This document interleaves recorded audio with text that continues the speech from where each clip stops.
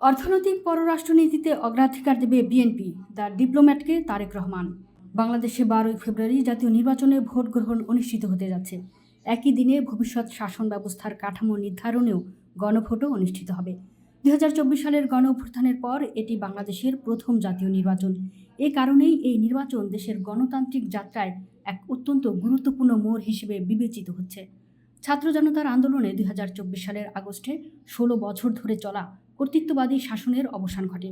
সেই আন্দোলনে দেশের বিভিন্ন পটভূমি ও রাজনৈতিক বিশ্বাসের মানুষ ঐক্যবদ্ধ হয়েছিলেন। সাবেক প্রধানমন্ত্রী শেখ হাসিনা সরকারের দমন পীড়নের বিরুদ্ধে সবাই এক কাতারে দাঁড়িয়ে প্রতিবাদ করেন। এই আন্দোলনের মধ্য দিয়েই শেখ হাসিনা শাসনের অবসান ঘটে এবং সত্যিকারের গণতান্ত্রিক নির্বাচনের ব্যাপারে নতুন আশা তৈরি হয়। এবারের নির্বাচনে ভোটারদের একটি বড় অংশ জেনারেশন জেড বা জেনজি এবং মিলেনিয়াল। এক অর্থে বলা যায় বাংলাদেশের তরুণ প্রজন্মই ঠিক করবে পরবর্তী প্রধানমন্ত্রী কে হবেন। এই জেএনজি ভোটারদের অনেকেই বিএনপি রাজনৈতিক কর্মসূচিতে অংশ নিচ্ছেন। বিশেষ করে দলটির চেয়ারম্যান তারেক রহমানের নেতৃত্বে আয়োজিত কর্মসূচিগুলোতে তরুণদের উপস্থিতি লক্ষণীয়। সম্প্রতি ওয়াশিংটন ডিসি ভিত্তিক গণমাধ্যম দ্য ডিপ্লোম্যাটকে সাক্ষাৎকার দিয়েছেন তারেক রহমান। সাক্ষাৎকার গ্রহণের সময় তারেক রহমান যমুনা নদীর তীরে এক রাজনৈতিক সভায়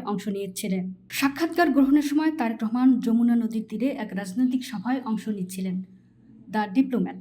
সর্বশেষ 2006 সালে নির্বাচনের সময় জেলা পর্যায়ে আপনার সফর ছিল। দীর্ঘদিন শুধু ভার্চুয়াল যোগাযোগের পর এবার আপনি সরাসরি জেলা পর্যায়ে যাচ্ছেন। প্রায় 20 বছর পর কী পার্থক্য দেখছেন?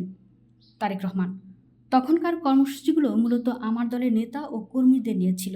সে সময় আমি বেশিরভাগই দলীয় নেতা কর্মীদের সঙ্গে দেখা করতাম। এখন সব বয়সের, সব শ্রেণী পেশার মানুষ যুক্ত হচ্ছে। আমি দেখতে পাচ্ছি মানুষের মধ্যে পরিবর্তনের জন্য প্রবল আকাঙ্ক্ষা রয়েছে। এটা আমার জন্য আনন্দের। আমি উদ্যমী তরুণদের সঙ্গে দেখা করছি, তাদের সঙ্গে কথা বলছি, সেলফি তুলছি। এটা আমার জন্য এক নতুন অভিজ্ঞতা। তাদের সঙ্গে সময় কাটানোর বিষয়টি আমি সত্যিই উপভোগ করছি। দ্য ডিপ্লোম্যাট: দেশে জেএনজি নির্ভর কিছু রাজনৈতিক দল রয়েছে, কিন্তু আপনি বাংলাদেশে ফেরার পর জেএনজিদের যে আবহাওয়া তা আপনার দিকে ঝুঁকছে কেন? তারেক রহমান: আমরা জেএনজির চিন্তা ভাবনার সঙ্গে যুক্ত হচ্ছি। আমরা কর্মসংস্থান সৃষ্টি, কারিগরি শিক্ষা, খেলাধুলা, আইটি খাত এবং চাকরির বাজারকে অগ্রাধিকার দিচ্ছি। আমি মনে করি এসব বিষয়ে জেএনজির সঙ্গে দৃঢ়ভাবে মিলছে।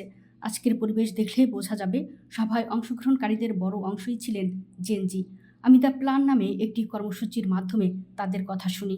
সেখানে বিভিন্ন বিশ্ববিদ্যালয় ও ভিন্ন ভিন্ন পটভূমির শিক্ষার্থীরা তাদের ভাবনা, উদ্বেগ ও মতামত তুলে ধরেন। তাদের সঙ্গে সংযুক্ত হতে আমি সত্যিই উপভোগ করি। দ্য ডিপ্লোম্যাট: এই জনপ্রিয়তা কি আপনার উপর কোনো চাপ তৈরি করছে? তারেক রহমান: আমি জনপ্রিয়তাকে দায়িত্ব হিসেবে দেখি। আমার বিশ্বাস এটি আমার দায়িত্ব আরও বাড়িয়ে দেয়। আমরা আমাদের 31 দফা বাস্তবায়নে কাজ করব। বিশেষ করে পরিবার কার্ড, কৃষক কার্ড, স্বাস্থ্যসেবা, কর্মসংস্থান, শিক্ষাসহ 7টি মূল অগ্রাধিকার চিহ্নিত করা হয়েছে এবং এসব বিষয়ে আমরা বিশেষ গুরুত্ব দেব।